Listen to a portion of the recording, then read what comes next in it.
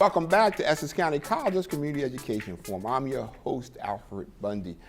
Our next special guest for a long time was a dean at Montclair State College. He's also served in leadership roles both locally and statewide for the NAACP. But today, we want to talk to him as the longtime chair of the New Jersey Association for Black Educators. Please welcome our special guest, Mr. James Harris, to the Community Education Forum. Welcome.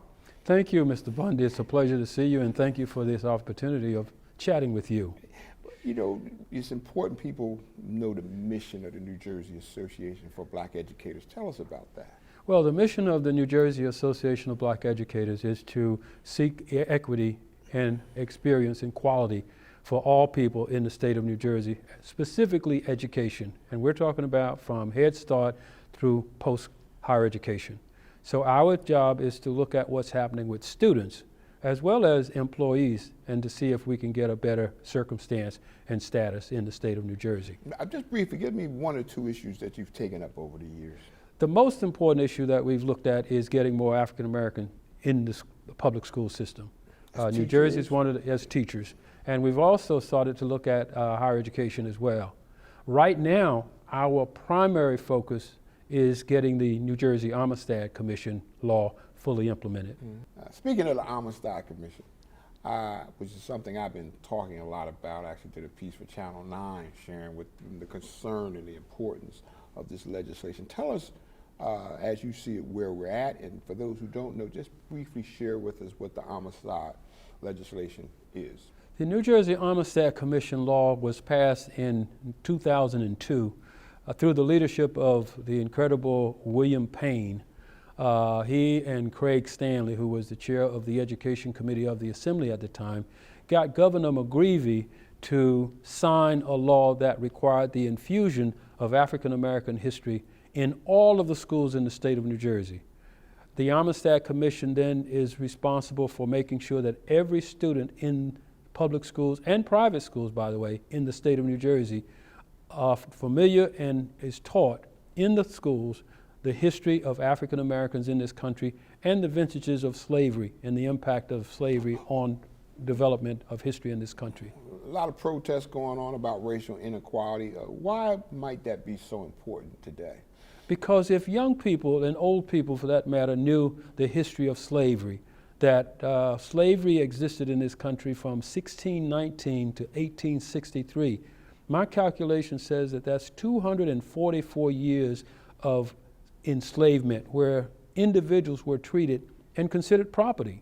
So if you fast forward the 157 days since 1863, this country has not gotten over the fact that African Americans are not equal, they're not perceived as human like other people, like the slave master. And if young people knew that, they would have an understanding as to why there's this huge inequality in this country and why getting it fixed is a top priority. And certainly there's been discussion about reparations. I know the Social Justice Institute here in New Jersey is actually still advocating for reparations for the years of slavery. But besides that, I think the Armistice legislation was also there to make sure people got a clear understanding, both black and white or all races, of the contributions that African Americans have made. Is that true? That's absolutely true. And when you consider New Jersey is one of the most racially segregated states in the country, it's really important for white kids as well as African Americans, for Latino kids, for Asian Americans to understand that the slave experience in this country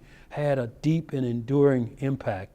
And in order to fix that, we've got to adjust some major systems. Yeah, we still have education, post-traumatic syndrome yes. from slavery, which people don't realize. And that's why so many African Americans still live in enclaves that are certainly racially segregated and keeps them behind instead of having a chance to get out of some of their negative circumstances that were created through slavery. Let me move on a little bit. Besides the Armistice, share with us some other issues that are critical to the New Jersey Association of Black Educators. Well, as you probably know, economic equity is a major point. It's so important because people who live in poverty so often get left behind in so many ways. We are focused on education, so it's very important that we look at how young people get involved in education and make sure that they get the quality of education. The state of New Jersey Constitution says that the state has a responsibility to provide a thorough and efficient education to all residents, regardless of their social, regardless of their economics, or regardless of their nationality. You need to be a resident, so you're entitled constitutionally to a high quality education. So we start looking at Head Start as a major success program 50 years ago. But then we walk up to today and we see that we still have an Educational Opportunity Fund program, which is a program that's almost 50 years old, but it gives young people who are poor the opportunity of going to college, getting a degree, and hopefully having a better economic situation in our society. Many people believe education is still the key to freedom and maybe even financial freedom. Would you agree? It most certainly is the key that unlocks doors that the lack of education does not prepare you. And at every level, with the AA degree, it unlocks some doors that high school people don't have. When you get that BA degree, you're walking through doors that you must have that key. When you get your master's degree, it opens up doors that people who don't have that. And when you get to the top of the mountain with a doctoral degree, then you're at the top of all of the doors should be open to you. Very well put. We're out of time, but before you go, I know your leadership. I know the New Jersey Association of Black Educators has always been a friend, a supporter of Essex County College. Share with us a little more about why that's been significant to your association. Dr. Mary Birch and Dr. Reynolds Birch had a great impact on my development with the Leaguers. Mrs. Birch was an original member of the Board of Trustees. She was the woman who fought hard to make sure that Essex County College seated and grew in Newark.